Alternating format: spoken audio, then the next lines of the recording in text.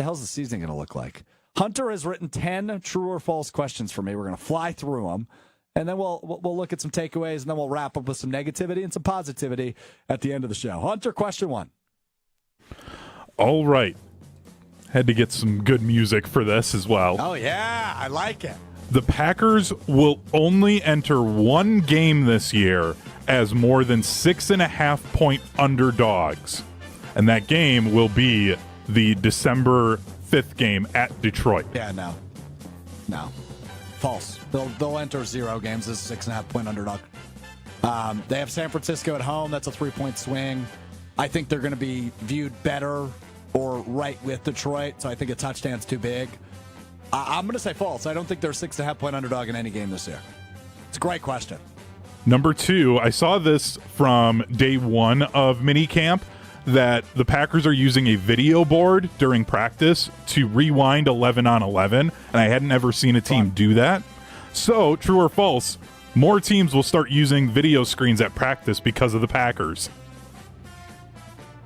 The Packers are pioneers, baby. It's true. Yeah, I missed this, Hunter, so I'm glad you caught it. They are live rewinding 11 on 11s. At minicamp? Yep, they have a video board fantastic. out there. Yeah, I was shocked that no one else has done that before. Number 3, true or false, Marshawn Lloyd will have more total yards than A.J. Dillon at the end of the year. So I have talked about this around the draft. I have not talked about it since. My answer is true here. I do think Marshawn Lloyd will be back 2. And A.J. Dillon will be complimentary back 3 / he's just so similar to Josh Jacobs. You need a little bit of dynamic ability in the backfield, right? So if you tried out Jacobs and Dillon in a 2 running back set, it's almost like it's a good comparison. William Henderson and Amon Green, just like 2 ball. Amon Green was more shifty. That's probably a bad example. John Kuhn and William Henderson. I know they never played together.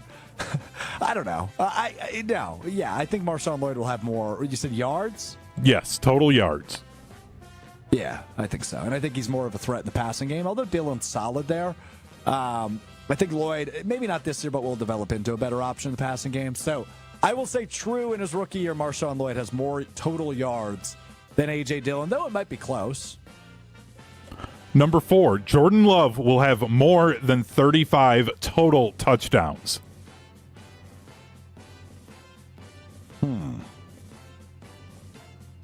That's a good question. True. Total touchdowns, true. If you would have said passing, I would say false. But total? I think you can go 35 or more. Yeah, let's go true here. I think it'll be really close. Yeah, I think he's probably operating in the, because you got to think about it this way, right? So if he's throwing 2 touchdown passes per game for all 17, that's 34. And if he rushes 1 or 2 or has a 4-touchdown game and he just kind of has 2 touchdowns a game average, I talked about it on Monday's show. Consistency is what I want out of Jordan Love this year because last year was so roller coastery and up and down. I would say he's probably in the total touchdown category. He's probably somewhere in like the 37, 38 range. It's going to be close. That's a good number. Yeah, I also think that in the red zone, he's going to have some open lanes just because of all of the weapons that the Packers have, that defenses are going to care more about that, and he'll just be like, well, it's wide open. I'm just going to run it up for the 7-yard touchdown run. Number 5, true or false, at week 8, Green Bay will have 2 receivers with more yards than CeeDee Lamb. So say that one more time. At week 8, the Packers will have 2 receivers with more yards than CeeDee Lamb. Nah, that's false. That's false. Have you seen the first half of the Cowboys' schedule? I have not, but that doesn't mean CeeDee Lamb's not going to catch footballs. Does he have really bad matchups in the first 8 weeks? They have San Francisco in that one. I believe they've got Philly once. I'm trying to pull up the exact schedule. It is tough for them. They've got at the Browns, home against the Ravens. They've got the Steelers, the Lions, the 49ers, and then the Eagles. It's a tough first half for Dallas. It is, but I don't really. I mean, there's a couple lockdown guys there who will probably shadow Lamb, but I view CeeDee Lamb as the second best receiver in football behind Justin Jefferson. I think he's going to get his, and I think Jordan Love, especially first 8 weeks of the season, will spread around the ball too much. Maybe one, right? Like, could Jaden Reed have more total yards than CeeDee Lamb by week 8? Sure.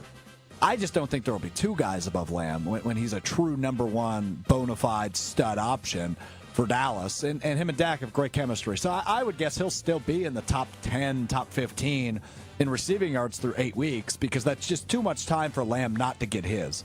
So I will say false, but I it's an interesting question. But no, I just don't think there's two guys above Lamb by that point. Number 6, the NFC North will have only 2 playoff teams. I know you've said that this is the best division in football. I have. I would say that is true. It'll be Detroit and Green Bay in the playoffs, and Chicago will be on the outside looking in. I think they're probably the 8th seed at maybe 9-8, 8-9. They're probably just on the outside looking in. I think Chicago slightly improves their record from a year ago, because they do have in favor also like a last place schedule or an easier schedule than Detroit and Green Bay have. But yeah, I don't think all 3 get in. So I would say probably Detroit and Green Bay, and that's it in the postseason this year. But this is one I could be wrong on. They could get 3 in. But I would guess just 2 the way it shakes out. Because, look, the NFC East will probably have 2 in Philly and Dallas. The NFC West probably has at least 2. San Francisco and the Rams are probably both going to get in. And that's 6 teams right there without talking about the South winner. So I would guess just 2. I also think the Seahawks could potentially sneak in. The West could get 3 teams in. It'd be tough, but I think that they could do it. But then you got to eliminate a team from the division, right? Exactly. You only get 3 wild cards now, or 2? 3 wild cards now. Yeah, so you knock out either Philly or Green Bay or Detroit or Dallas in that sentence. I mean, it's interesting, but yeah, I doubt it. Number 7, true or false, the Packers will have more than 1 kicker start a game this season. So it's funny you say that, because it just came through. Minicamp is over for the Green Bay Packers. The next time you will see the Packers on the field is July 22nd, the opening of training camp. Minicamp ended today, Hunter. You'll like this. All 3 kickers good from 54 yards. Okay, great. That's how minicamp just pick a guy and go with a guy. I would say false. I think the Packers will stick with whoever they have a kicker, barring injury, throughout the season. I think it will be Anders Carlson. But Durst, I wouldn't doubt if they go a different direction, but I think they will stick with one the entire year, whether that's Greg Joseph, whether that's Durst, whether that's Jack Podlesny. I think it'll be one guy the entire year. Number 8, both the true or false, both the offense and defense will finish in the top 10 at the end of the year. Yeah, that's false. I have high hopes for this defense, but I think they're probably more in the 15 to 10 range than they are in the top 10 range. I hope I'm wrong on this, obviously. I hope I'm wrong. I hope this is number 1 and number 1, and this is the Super Bowl champion that goes 20-0. But I would guess one of them will slip. I would guess I feel more comfortable saying this is a top 10 offense than I do saying it's a top 10 defense, just because we haven't seen it yet. But the buzz around it is fun. The excitement around Jeff Hafley's defense is fun. But no, I would guess one of those groups is on the outside looking in when it comes to the top 10.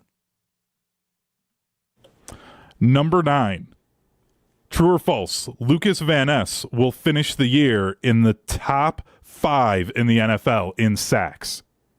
False. No, false. I feel much better about the guy on the screen right now finishing in that category than I do about Lucas Van Ness. Rashawn Gary being featured on the YouTube stream, ESPN Madison, ESPN Milwaukee. But no, look, I think Van Ness will make a nice jump. I think he'll see more playing time. I think he'll be a little bit more maniacal on the field. But no, I don't think he's top. What did you say, top 5 or top 10 in the league? I don't think he's either of them. But I said top 5. Yeah, no chance. No chance. I shouldn't say no chance. Maybe he comes in and he's making a push for Defensive Player of the Year. But when you think about the dogs across the league that are known for getting after the quarterback, hello, TJ Watt? No, I don't think so. Myles Garrett? I don't think Van Ness will take a leap that big from a guy who just really didn't. He played. He got some meaningful reps last year, but he's not even viewed as a starter right now. It's still Smith and Gary as the defensive ends in this new defense. So no, I don't think so. But I like your faith. Are you just proving that I'm not like a totally biased Packers fan and I just say true to everything? True. I mean, it was a little bit of that. I also if you were to say of the guys from last year who's going to make a big jump from one year to the next, I have this gut feeling that he might be the guy.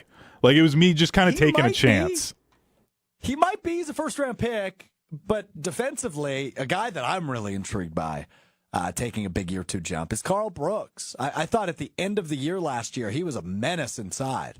And I think he'll have the opportunity early this year to solidify himself as a starter alongside Kenny Clark. So that's actually a storyline I'm really intrigued with, is that D-line come training camp July 22nd. But I would guess probably not for Van Ness. All right, one more, Hunter. Our last one, true or false? By the start of the regular season, Jordan Love will be the fourth highest paid quarterback in the league. And we're looking at that for a per year. Per year. Okay. Top four? Yep. So right now where it sits. The top four right now would be Joe Burrow's at 55. Jared Goff's 53. Herbert is 52.5. And then you have Lamar Jackson at 52. Then yes. My answer is yes. I think he's going to be Herbert territory minimum. 52.5. So yes. True. But then what about the Lamar fact Jackson, that there's other guys who have contracts coming up as well? Do you think he's going to get paid enough to not get pushed down by Dak and the other guys? But will Dak get paid this year? Probably. If he's going to get paid, he's going to get paid this year. I think it'll be next year. I don't think so. I think there's a chance he could hold out. You would know better than me. You're the Cowboys fan. You would know better than me on Dak Prescott. I have a feeling there's a chance that the Cowboys have both Dak and CeeDee Lamb holding out. I think it's a very real possibility for them. I think so too. And we may not see Dak for a while because he may just be like, no, I want to get paid. I'm still going to say true, though, because I wouldn't be shocked if this deal ends up in a territory in terms of average salary that's over Goff, who stands at number 2 at 53 a year. What if it's 53.5 for Love? Right? Then I think he solidifies himself up there. So I would say that's true. I think Jordan Love will be a top 4 highest paid quarterback. There you go. True or false? Green Bay Packers questions leading into the 2024 offseason, technically.